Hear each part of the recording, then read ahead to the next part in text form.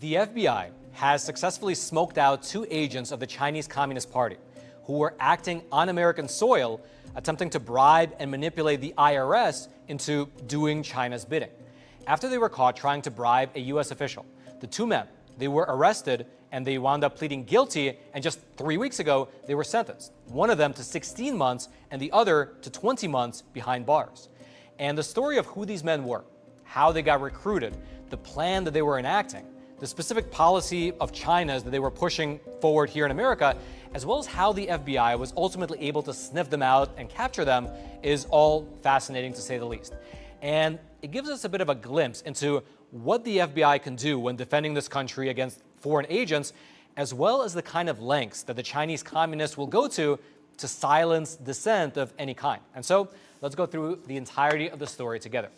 To start with, on May 26th of 2023, the Department of Justice released an official statement saying that they have arrested and filed charges against 2 men. You had Mr. John Chen, a 70-year-old naturalized U.S. citizen who was originally from China, as well as Mr. Lin Feng, a 43-year-old Chinese citizen. And according to the indictment paperwork that you can see up on your screen, these 2 men were charged in connection to a bribery scheme that they were enacting right here on U.S. soil at the behest of the Chinese Communist Party. And their crimes included the following: acting as an agent of a foreign government without notifying the Attorney General, bribing a public official, as well as conspiracy to commit international money laundering. Essentially, these 2 men were acting as Chinese communist agents here on U.S. soil in order to advance the CCP's persecution campaign against Falun Gong practitioners. Now, we have covered the persecution of Falun Gong in greater depth in a previous episode, and I'll throw a link to that episode down in the description box below if you want to watch it again. But the gist of it is that starting in the year 1999, the CCP, under then-President Jiang Zemin, they launched a brutal crackdown on the nearly 100 million people who were practicing this particular meditation discipline over in mainland China. Essentially, overnight, the CCP made Falun Gong practitioners enemies of the state, and since then, within China at least, practitioners have been rounded up, they have been jailed, they've been put into forced labor camps, brainwashing facilities, the women have been sexually abused, and there's even substantial and voluminous amounts of evidence showing that the CCP has built out a giant industrial-scale organ harvesting operation in order to profit off of the physical bodies of the practitioners that they have in prison. In fact, as an aside, there was just a great movie released about this particular topic called State Organs. And actually, I was honored to host the panel Q&A with the director of that film when it premiered in New York City just last month.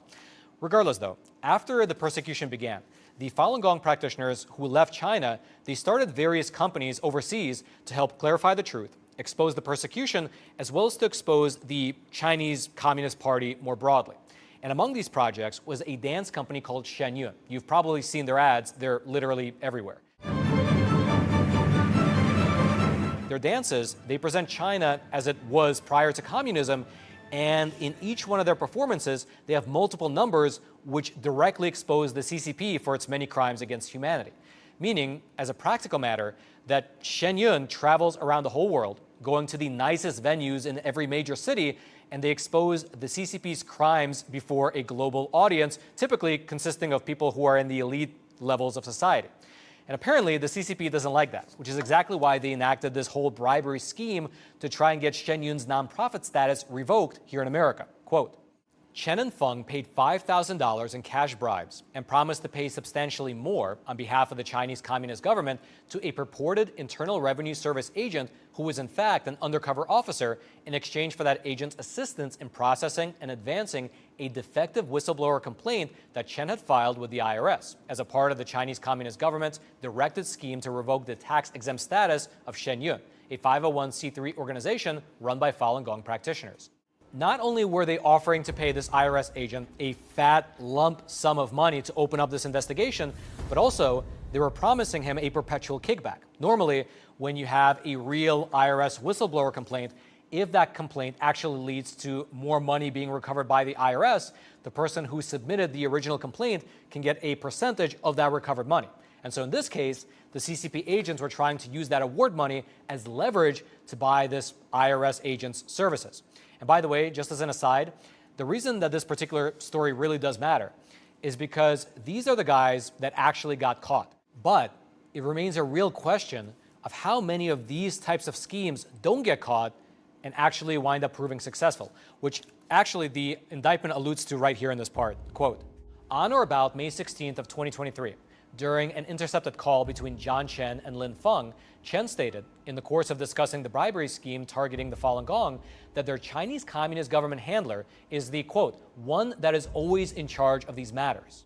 Which is very interesting because when he mentions these matters, well, it's a subtle implication that this type of scheme has been enacted before. It's not the first time. And in terms of their rationale, meaning why these two patsies, as well as the government official over in China, would risk so much and just generally use up so much time and resources on this type of a scheme just to target a dance company, well, it appears that the answer was not simply financial. It's actually a deep ideological hatred. Here's what the indictment states, quote, also, on or about May 16, 2023, during a recorded call with the IRS agent, John Chen reiterated that he was carrying out the bribery scheme with Lin Feng on behalf of the Chinese Communist government and stated that his associates in the Chinese government are like blood brothers. We started this fight against the founder of the Falun Gong 20, 30 years ago. They are always with us. That is, if nothing else, amazing. It is a real uncensored look into the true heart of the Chinese Communist Party. It's not simply a matter of politics or money or something else like that. It is a true ideological struggle wherein these CCP agents and the government officials who are directing them, they see themselves as blood brothers trying to take down a spiritual group that doesn't align with communism.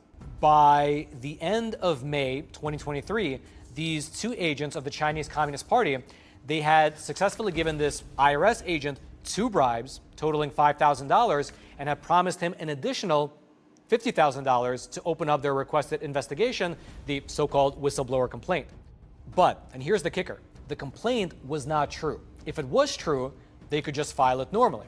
Instead, the whistleblower complaint was based on fake information, something that this indictment actually lays out. Quote, the Chen whistleblower complaint is facially deficient, and IRS personnel have advised that the IRS whistleblower program would reject the Chen whistleblower complaint. Meaning that in and of itself, there was nothing to the complaint, which is why they were trying to bribe an IRS agent to actually act on it. Their main goal was to just, by any means necessary, try and remove the 501c3 status of a company that was working to expose the Chinese Communist Party in theaters around the globe. However, that's not what actually happened. Instead, both of these two men were arrested by the FBI and they were charged with felonies related to being agents of a foreign state while at the same time bribing a U.S. official. Both John Chen and Lin Feng were detained back in May of last year. Both of them wound up pleading guilty, and both of them were sentenced to 20 months and 16 months, respectively, behind bars. But since both men have literally been sitting behind bars ever since they were first arrested, what wound up happening was that Lin Feng was let go because he had already served for 16 months, while John Chen still has 4 months left in his sentence.